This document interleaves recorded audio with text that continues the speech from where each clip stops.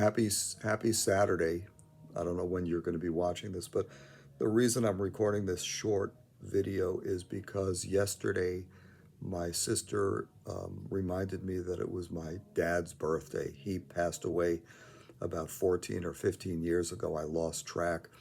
And then because it was also Good Friday, I mentioned that to my sister when we texted each other.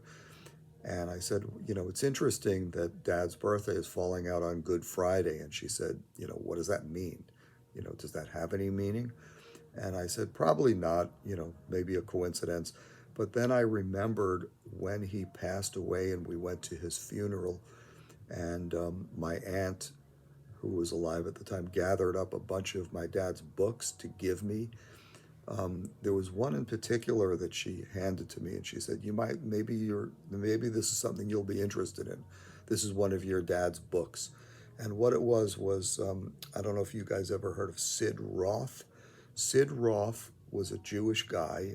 He's now in his, if not late 70s, he's probably in his 80s. But he was a Jew who discovered Jesus. And so on the flight back home from my dad's funeral, when that was, I read the whole book, and essentially it's Sid Roth, a Jew, discovering Jesus. And that's how he got turned around and he became a believer.